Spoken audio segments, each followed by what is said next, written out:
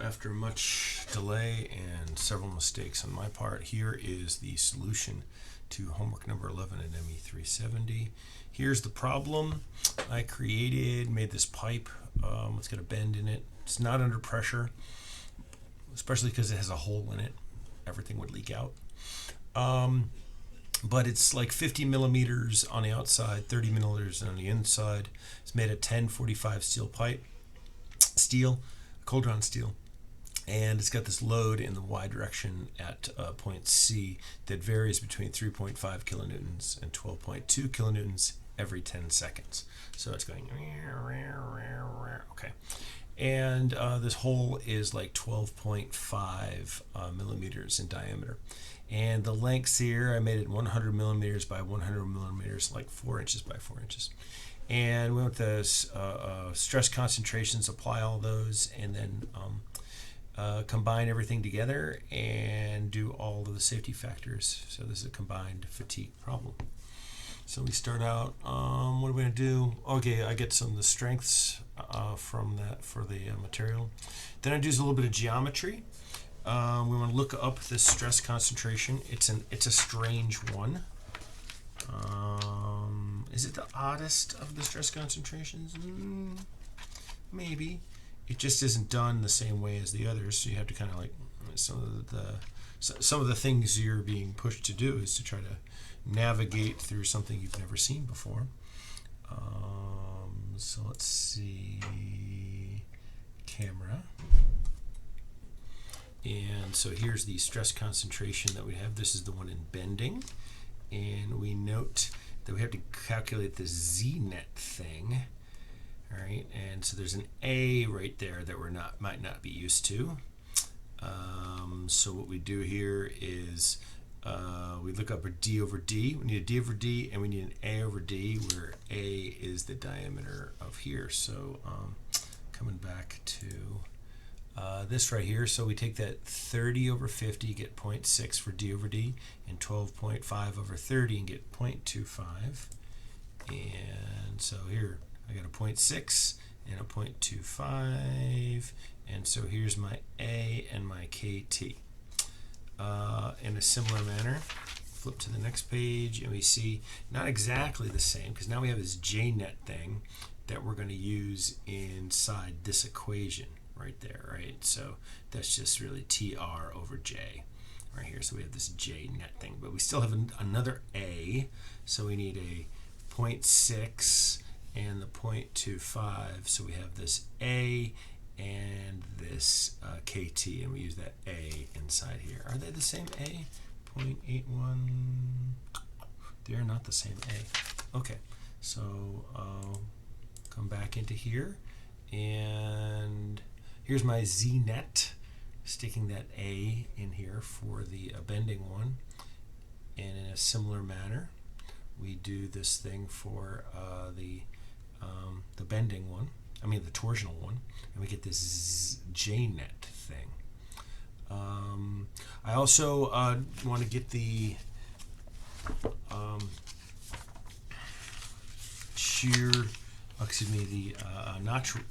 notch sensitivity. All right, so we get the notch sensitivity from the graph or from the equations. I think I probably got it from the equations, because it's a little three decimal places is a little tough to try to get right there. Yeah, but we get it from up here with the notch and the ultimate strength. We'll do the same thing for the shear one too. All right, so we pick out these Q's, and I get a fatigue stress concentration. I convert that into a fatigue stress concentration. Similarly, I do that for the stress concentration for this piece. Now, I said something along these lines. Okay, so the radius here, noteworthy, the radius, that's what the point I was trying to make, the reason why I actually flipped to the page, is 6.35, but we don't have that. Come on, camera. Try to juggle with this stuff here. Okay. So we only go up to 4. So what we could do, we notice that it flattens out. Here's a rare time when it's going to be okay for us to quote unquote extrapolate. Even most of the time you should not be extrapolating on a graph. But here it's flattening out, and we're making this estimates. Okay, well, I think that's good. This is a fair conclusion to make when it comes to the notch sensitivities. That we can use those, and it might even actually say that in the text. I would guess we could go to the equations and double check what the results are going to be. But I just want to caution against doing that in general. All right, so for the loads, it's a very easy problem, so I'm not doing an FBDs on this. We could figure out what the moments are going to be: the maximum moment and the minimum moment, and then the maximum torque and the minimum torsional torque. Yeah. For the stresses, I apply those equations for the nominal maximum and the nominal minimum of the normal stress. And I'm going to use both the tensions right there. And then, they're both in tension. I'm going to keep them both in tension. So it's not coming up and down, right? So it's bouncing back and forth. I could have used compression too, but eventually it wouldn't matter because we're going to take the square of it. So it wouldn't matter if it was positive or negative. Excuse me. Wow. I need a coffee. So anyway, I get the shear as well, and I get the maximum and minimum shear, so it's bouncing up and down. And then I can get the mid-range normal stress and the alternating normal stress, right? So, and I don't know why I still have an MPa in there. I guess I copied it over. Anyway, I think I got those correct. I might not. Let's see. Here's the one. Okay, so I had made a mistake, and I needed to replace some of these values. So hopefully I've fixed all of them. I could have forgotten to. So if you get a weird number, you might want to check over these values. Hopefully, if you are doing that late homework submittal thing, you're not just copying these numbers down, that you're actually calculating. It's only supposed to be a helper, not a transcriber. Anyway, so here is the von Mises for the mid-range. Plugging all those values in, and I get this 264.7. And then plugging in the stress concentrations and the alternating nominal stresses I got up above, I got 146.7. The endurance strength, we've been through this a bunch of times, but we get the SE prime and the KA, and I think I used cold drawn steel for this because that's the kind of steel it was. We wanted an equivalent diameter.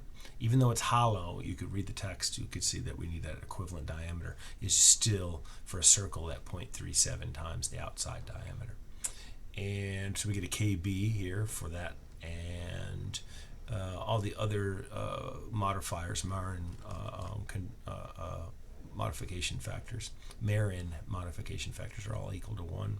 So I get an endurance strength of 214.6. And now I go for my safety factors, my Langer 1.29. So it does not fail on the first time it bends. Okay, that's good news. Soderberg 0.85. So it's not going to be infinite life according to that. And also for Goodman, also not infinite life. Interestingly enough, Gerber does predict it to be infinite life. And ASME predicts it to be infinite life. So I want to make sure we put, let's see what those look like in context, because you're supposed to graph this. So I did it in Excel, of course. So here's my Soderberg line. There's goes from the endurance strength to the yield strength. Here's my Goodman line from the endurance strength to the ultimate strength. Here is my Gerber, right? Because that too is like the Goodman, goes from endurance, but you can see that it has like a parabolic. And then we have our ASME, and it is elliptical. I didn't continue it all the way down right there. It's just the way that I graph the thing. Don't worry about it. And here is the Langer right there, which goes between yield and yield, right? So it's a 45 degree. I tried to make these squares. Here's the load line. I should have plotted the point, but here's my plot point.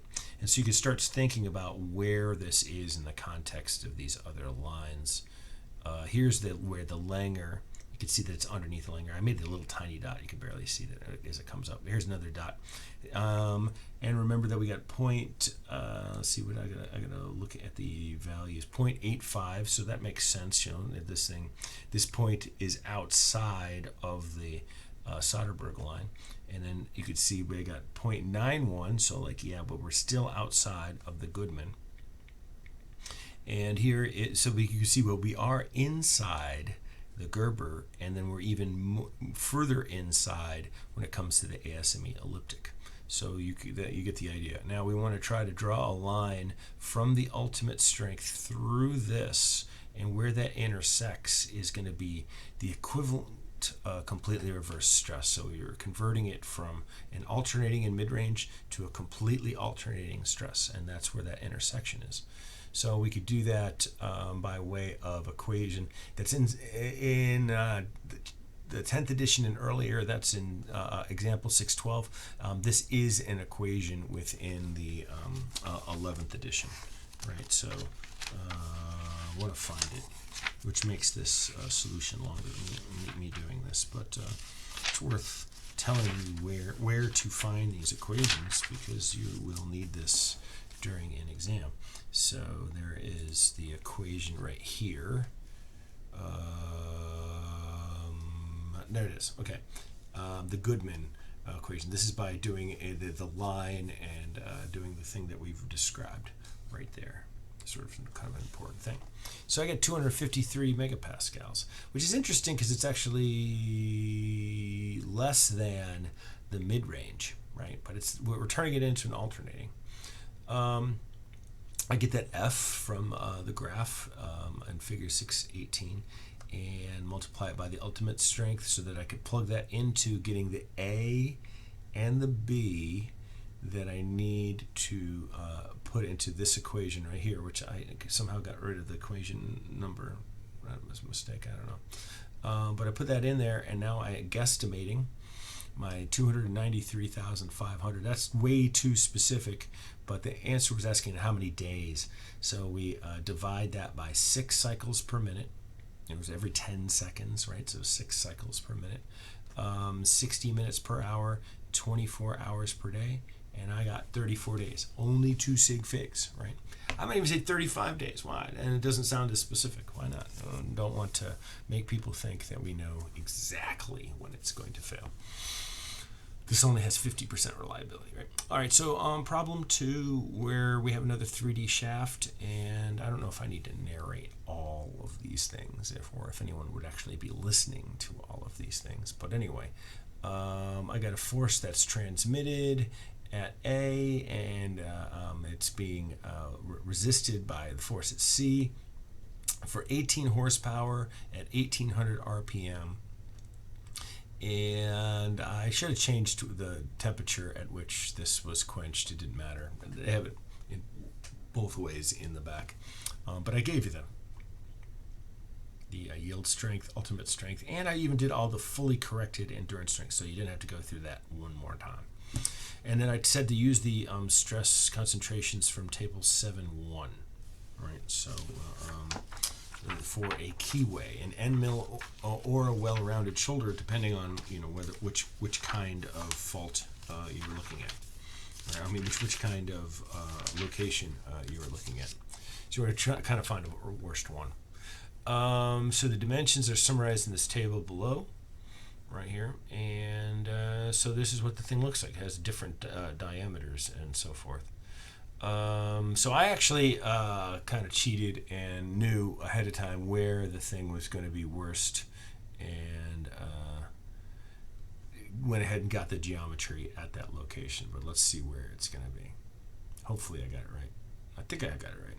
Now I'm starting to question whether I got it right. All right. So the diameter at A and the diameter at B.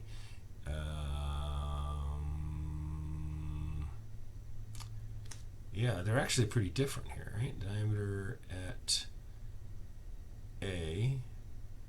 Where's the diameter at A? 0.75 and B. Okay, so they're both going to be there. And I said that, so I'm going to use that diameter for both places. So okay, cool. So I got the moment of inertia and the polar moment of inertia. The loads, we can find a torque from the power and the RPM. from that equation right there. And so I'm going to do an FBD. And with that torque, I can see, actually, I have these signs the wrong way. I don't know why I have the signs the wrong way. But anyway, they're going to come out okay. But this should have been positive, and that should be negative because that's going clockwise, and it's going that counterclockwise. But anyway, I'm able to find out what FAY is. And then I might as well get the radial component, which is FAZ, by multiplying it by the tangent of the angle. Then I do another FBD, and this is I probably got this one wrong too. I don't know. I'm doing wrong things today apparently. But I put both gears together, didn't cut the shaft. And let's see. No, I got them correct this time. I don't know why. Anyway, with that, I'm able to get what FCZ is going to be. That's the tangential one, if you want to think of it that way. And then we could get the radial one by multiplying that tangential, which was 126.1, into the y direction, right? And so that's pointing downwards. So I draw my free body diagrams and shear moment diagrams in both the XY plane and the XZ plane, and then proceed to do the reactions. So some of the moments about 0. Should be able to do this. A very important thing. Got to be able to do these. So I get the reaction right here at B, and it is going up. And then I could get the reaction over here at O. And so we find these. And it's a very small reaction here, that 4.827. Kind of surprising how small that is. But anyway, I do the reactions over here in the XZ plane, same way. Take the sum of the moments about O again. And I'm able to find the reaction at B right here. This RBZ. Then the sum of the forces in the y direction, and I'm able to get the reaction at O. Interestingly enough, they almost turn out to be the same thing at O and in y and z. Pretty much. So there's my reactions that I just got, and so the moments in the xy plane for right here, just the 42.98 times 10, which is this distance. And then the 45, what was this one? MBZ. I don't think I trust this one. Oh, I know what it is. It's this force right here times that distance. Yes. Okay, so it's this area here that's going to give me that, right? So I kind of fooled myself by including this. I also needed to include FCY. So the moments in the XZ plane, I'm able to get this MAY of 43.0 and multiply it by the 10. That's easy to do. And then I take this FCZ and multiply that by the 4 inches, and that gives me these moments, and now I'm able to combine them both together. And I find it turns out that MAZ is larger than MA is larger than MB, because I combined this moment and that moment together to get 607.9, and this moment and that moment together to get 583.4. So I'm going to take these and I'm going to find my stresses. So the alternating stress is the moment, right? It's going to go back and forth between tension and compression in this amount right here with that maximum moment that we found. The mid-range is 0. Because the average, it's going completely reversed in bending. But the torsion is constant and steady, so its mid-range is that TR over J, but its alternating is 0. So we can find the von Mises from here. We don't necessarily have to do that whole square root thing, but we do need to multiply the KF times sigma A, and that gives me 31.4 KSI. Pretty significant. And then same thing for the mid-range. And I think these numbers turned out right. I think I found a mistake at one point and then tried to get rid of all the correct everything, but a lot of times you just overlook stuff. But I think these are correct results. Actually, I have it like right here in front of me, so let me double check my values. Yeah, these look correct. So the safety factors, I only asked for first cycle yield, 1.44. Interestingly enough, if you were to calculate this like without stress concentrations, right? Because for yielding in a ductile material, you don't use the stress concentrations. And and doing the von Mises for just the condition instead of doing it, adding it after the fact, you actually get like 5.17 for the yield safety factor. So it's actually a lot better than this. This is a conservative check. And then for the Goodman, we get 0.91. So yay, it's not infinite, which is kind of interesting because I think in that other problem, I got 0.91. Total coincidence. I don't know how I managed to do that. But anyway, so now let's, now that the thing is not infinite, let's figure out how long it's going to live. So we get that completely reverse stress again, doing the same thing we did. We don't need the graph at this time. We got 47.23, get that F and S and the ultimate strength, get A, get B, and now we have life estimate, 323,000. Call it 320,000 cycles. But we're at 1,800 RPM, so we divide it. I get 180 minutes, 3 hours. That's the life estimate that we have. So these are fatigue problems made more complex. And then our next homework, we have the design problem. So I'll hope to make the video for that one either today or tomorrow and post it so that you could do the deflection stuff for the design project. So anyway, have a good Thanksgiving if you are watching this just before Thanksgiving. And I needed to hit this button right here. There you go.